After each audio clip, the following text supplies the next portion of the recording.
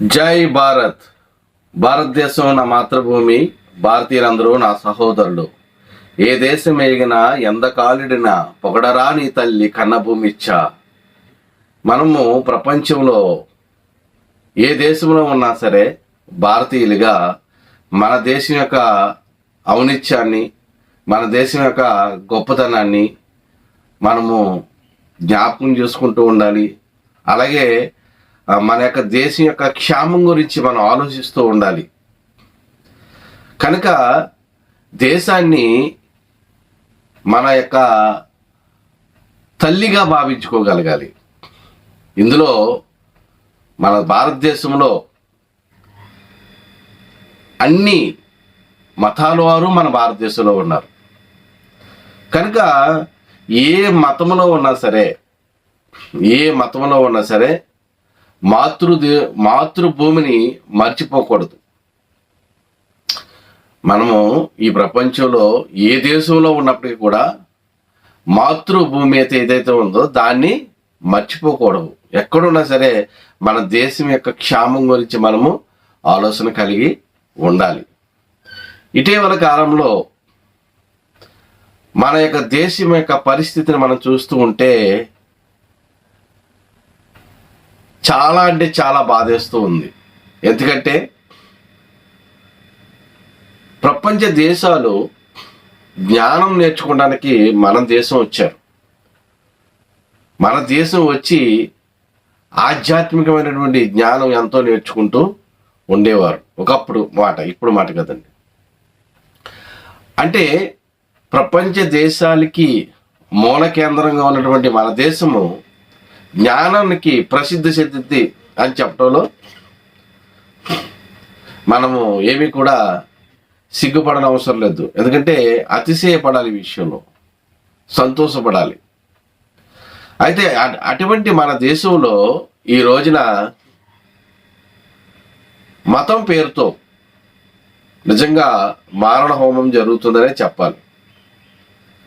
ఎంచేతనంటే మన దేశంలో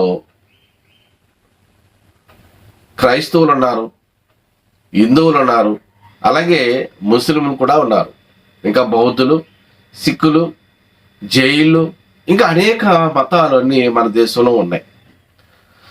ఈ మతాలు ఎన్ని మతాలు ఉన్నప్పటికీ కూడా ఎవరికి నచ్చిన విధానాన్ని వారు అనుసరిస్తున్నప్పటికీ కూడా మనం అందరం కూడా భారతదేశంలో మనందరం కూడా సోదర భావంతో మనం అందరం కూడా మెసలాలి. అలా కాకుండా ఈ రోజున జరుగుతున్నటువంటి పరిస్థితి చూస్తుంటే ఎందుకు బాధేస్తుందంటే, క్రైస్తవులు వారి సువార్త ప్రకటించుకుంటే మన హైందవ సహోదరులు వారిని అడ్డగిస్తున్నారు. ఏమంటే సువార్త ప్రకటించుకుంటే ఇష్టమున్న వాళ్ళు దాన్ని అనుసరిస్తారు, ఇష్టం లేని వాళ్ళు అనుసరించరు. దాన్ని అడ్డగించవలసిన అవసరం ఏముందండి? ముస్లిం సహోదరులు రోజుకి 5 సార్లు నమాజ్ చేసుకుంటూ ఉన్నారు. వారికి అది నచ్చింది, దాన్ని అనుసరిస్తున్నారు. నచ్చిన వాళ్ళు అనుసరిస్తారు, నచ్చని వాళ్ళు దాని దరిదాపు కూడా వెళ్ళరు. వారిని ఎందుకు అడ్డగించటం? కనుక ఈ రోజున సువార్త ప్రకటించేవారిని కానివ్వండి, లేదా ముస్లిం సహోదరులు కానివ్వండి, మీరు ఇలా అడ్డగించి మీరు ఏం చేస్తారనుకుంటున్నారు? ఇది నా యొక్క హైందవ సహోదరులకి నేను చెప్తున్నాను. నిజంగా మీరు విశ్వసిస్తున్నటువంటి గ్రంథాల పట్ల కానీ, మీరు విశ్వసిస్తున్నటువంటి దైవం పట్ల కానీ మీకు చిత్తశుద్ధి ఉంటే భగవద్గీత పంచిపెట్టండి, లేదా రామాయణం పంచిపెట్టండి, లేదా మహాభారతం పంచిపెట్టండి, రామాయణం పంచిపెట్టండి, భాగవతం పంచిపెట్టండి, ఎన్నో ధార్మిక గ్రంథాలు ఉన్నాయి, కొంత పంచిపెట్టండి. ఈ రోజున మనం విశ్వసిస్తున్నటువంటి విశ్వాసాన్ని సంపూర్ణంగా ప్రకటించుకోవచ్చు అని రాజ్యాంగం మనకి హక్కును కల్పించినప్పటికీ కూడా రాజ్యాంగం యొక్క హక్కును కాలరాసి చట్టాన్ని చేతిలో తీసుకుని ఎందుకు పిచ్చివాళ్ళ ప్రవర్తిస్తున్నారు?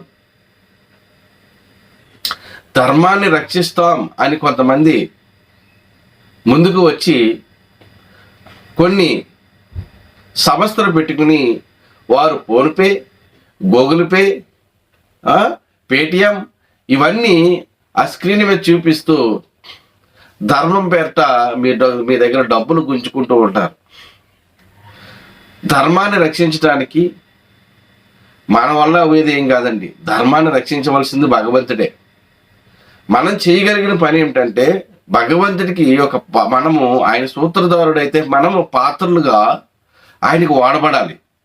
ఆయన పనిలో మనం వాడబడాలి. ఏ విధంగా అనంటే నువ్వు నమ్ముకున్న విశ్వాసం ఏదైతే ఉందో దాన్ని ప్రకటించుకో, అనేక మందికి తెలియపరచు, అనేక మందికి నీ యొక్క దైవాన్ని నీకు చెప్పినటువంటి ఆ యొక్క దైవం యొక్క విషయాలు అనేక మందికి నువ్వు వెల్లడి చేయి.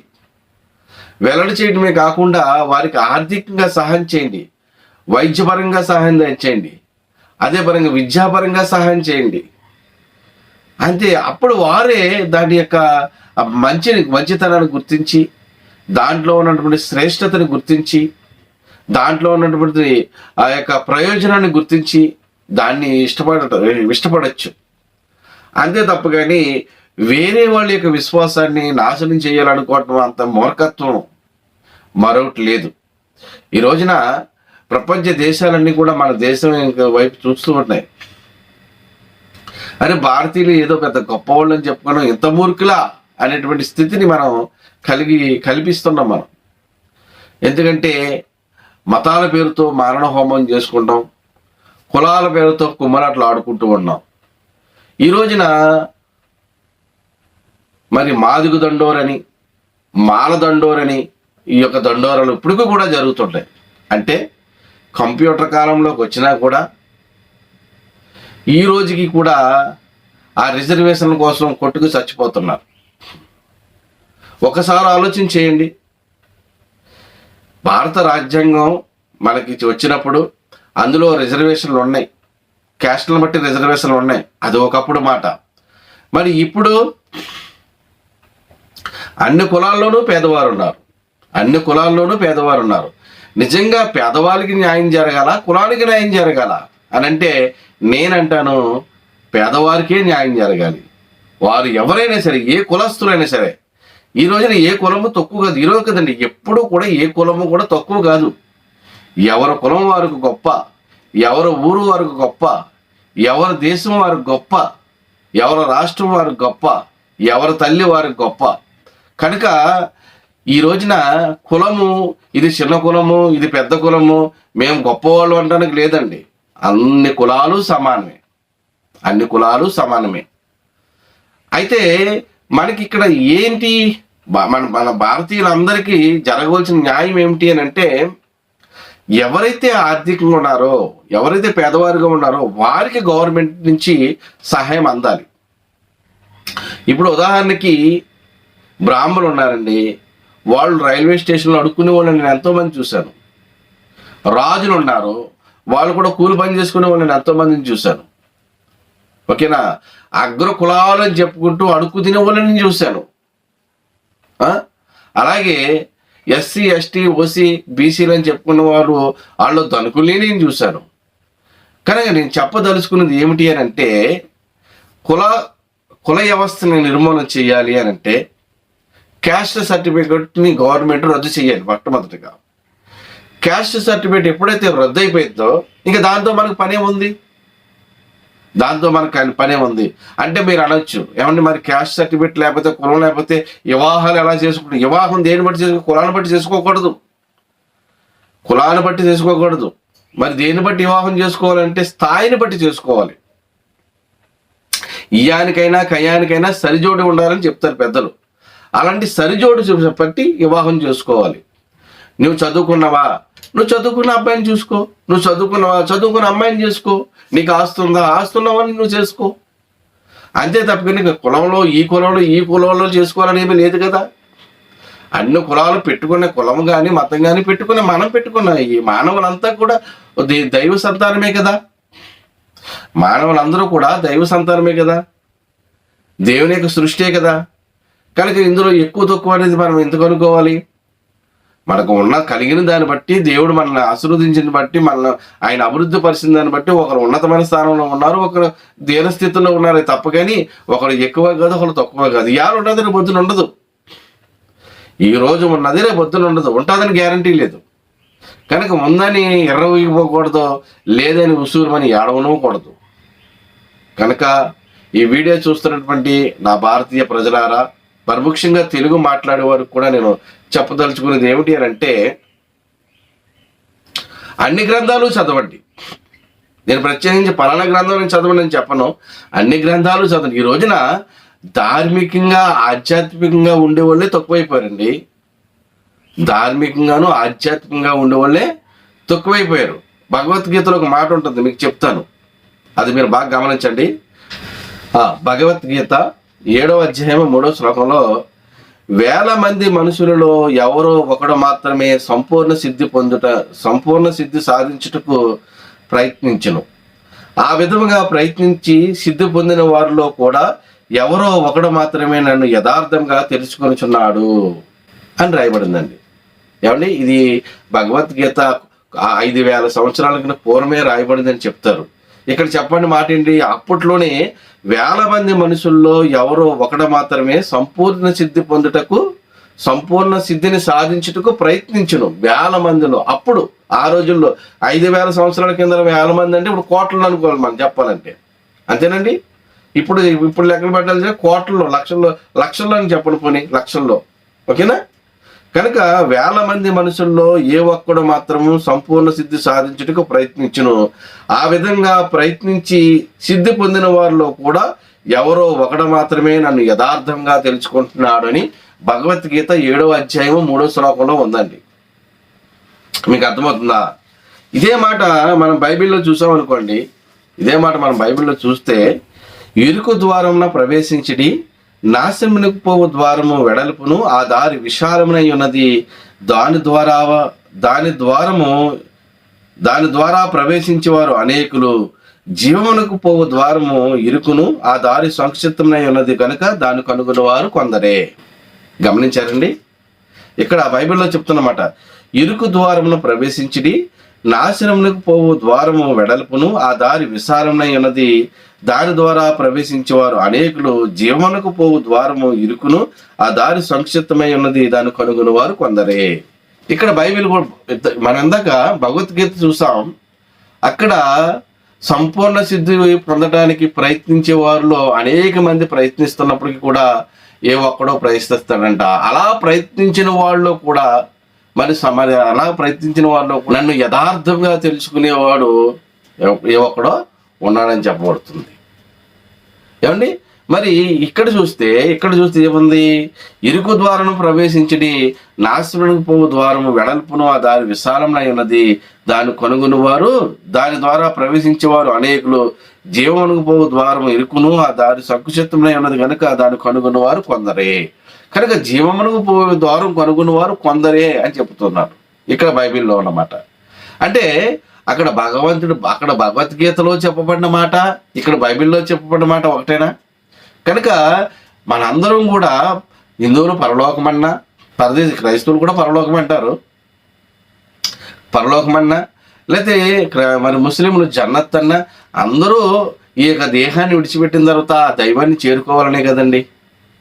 కనుక దైవాన్ని చేరుకోవాలనేటువంటి ప్రయత్నంలో అనేక మార్గాలు ఉన్నాయి. ఒక ఊరు వెళ్ళాలంటే అనేక మార్గాలు ఉంటాయి, ఒక దేశం వెళ్ళాలంటే అనేక మార్గాలు ఉంటాయి. కనుక ఈ ప్రయత్నంలో మనము ఆధ్యాత్మిక చింతనలో ప్రయాణం చేస్తున్నప్పుడు ఎవరికి నచ్చిన దాన్ని వారు అనుసరించి ముందుకు వెళ్తారు. ఇప్పుడు బైబిల్ చదువుకుంటున్నారు అనుకోండి, చదువుకోనివ్వండి, వారికి ఇంట్రెస్ట్ ఉంది, చదువుకుంటున్నారు, అది నచ్చింది వాళ్ళకి, ఆ మార్గంలో ప్రయాణం చేయనివ్వండి. అలాగే భగవద్గీత చదువుకుంటున్నారు, అది నచ్చింది, ఆ మార్గంలో ప్రయాణం చేయనివ్వండి.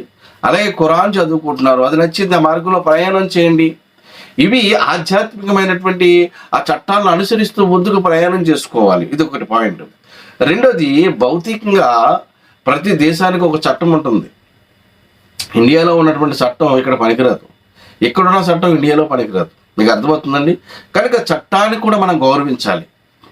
ఏ మతంలో ఉన్నా, చట్టాన్ని కూడా మనం గౌరవించాలి. చట్టం కూడా దృష్టిలో పెట్టుకుని అందరికీ సమపాలనలో సపోర్ట్ ప్రజెంట్ రంజాన్ మాసం వచ్చింది. రంజాన్ మాసంలో వారి యొక్క విధి విధానాలు జరుపుకోవడానికి వారికి ఆ అవకాశాలు కల్పించాలి. అలాగే క్రైస్తవులకి క్రిస్మస్ అలాగే జనవరి చేసుకుంటారు. ఆ సందర్భంలో వారికి అనుకూలతలు గవర్నమెంట్ కల్పించాలి. అదేవిధంగా హైందవ సహోదరులు వారు పండుగలు చేసుకుంటారు. ఆ సమయంలో వారికి ఆ యొక్క పరిస్థితులు అనుకూలమైన పరిస్థితులు వారికి కల్పించాలి. చట్టానికి మనము సహకరించాలి. చట్టం చేత మనం పని చేయించుకోవాలి. అంతే తప్ప కానీ మూర్ఖత్వం కానీ ఆదివాసుల వలె అజ్ఞానంగా అమాయకత్వంగా ఒకరినొకరు కొట్టుకుని చంపుకోవటం ఏంటండి? ఒకసారి ఆలోచించుకోండి. ఎవరిని చంపుకుంటున్నాం? మన అన్నదమ్ముల్ని మనం చంపుకునేది. ఈ రోజున నేను ఒక వీడియో చూశాను, మొన్న నా అన్వేషణ చేస్తాడు ఒక సహోదరుడు.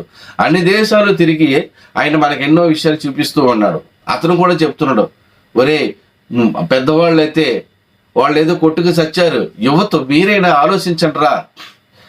ఆలోచించండి, చదువుకోవడం వల్ల జ్ఞానం వస్తుంది, జ్ఞానం వల్ల ఏది మంచి ఏది చెడు గ్రహిస్తారు అని మొన్న ఒక నా అన్వేషణ ఆ యొక్క ఛానల్లో చేస్తున్నాడు. ఆ సహోదరుడు కూడా చక్కని మాటలు దేశం గురించి మాట్లాడుకుంటూ వచ్చాడు. కనుక గమనించండి, ప్రతి ఒక్కరూ భారతదేశం నా మాతృభూమి, భారతీయులందరూ నా సహోదరుని మనం ప్రతిజ్ఞ చేసిన ప్రతి ఒక్కరూ మన దేశం యొక్క క్షేమం కొరకు అందరూ పాటుపడాలి. అందులో ముస్లింలను కానీ క్రైస్తవులను కానీ అలాగే లేకపోతే హిందువులను కానీ లేకపోతే చిక్కులని బౌద్ధులను కానీ ఇలా మతభేదం అనేది పెట్టుకోకుండా మా దేశం నా దేశం అని మనం ఖచ్చితంగా కలిగి ఉండాలి. దేశాన్ని ఒక తల్లితో సమానంగా మనం పోల్చుకోవాలి. దేశాన్ని పూజించక్కర్లేదు, దేశాన్ని గౌరవించాలి. మీకు అర్థమవుతుందండి? దేశాన్ని గౌరవించాలి. దేశ రక్షణ కొరకు మనందరం కూడా పాటుపడాలి. దేశ క్షేమం కొరకు మనందరం పాటుపడాలి. ఎందుకంటే దేశంలో మనం అందరం కూడా భారతీయులం అందరం కూడా సహోదరీలు. కనుక ప్రతి ఒక్కరూ ఎవరికి వాళ్ళే ఈ వీడియో చూస్తున్న ప్రతి ఒక్కరూ ఈ యొక్క దేశం గురించి మీకున్న టైంలో కనీసం ఒక 10 నిమిషాలు మాట్లాడండి. అందరినీ ఒక స్టేజ్ మీదకి తీసుకురావడానికి ప్రయత్నం చేయండి. అందరికీ అవగాహన కలగడానికి సహాయం తెచ్చేయండి. అలాగే చట్టపరంగా ఈ పోలీస్ శాఖ వారు కానీ లాయర్లు కానీ ఇంకా ఇతరితర అధికారపరంగా ఎవరైతే ఉన్నారో అందరూ కూడా దేశం పట్ల చిత్తశుద్ధి కలిగి మరి మంచి మార్గంలో నడిపించడానికి ప్రయత్నం చేయాలని ఒక సోదర భావంతో మీ అందరికీ తెలియజేస్తున్నాను. ఆ విధంగా మనందరం ముందుకు వెళ్ళడానికి ఆ దైవం మనకి సహాయం చేయనుగాక. సర్వే జన సుఖనో భవంతో. అందరూ బాగుండాలి, అందులో మనందరం ఉండాలి. జై భారత్.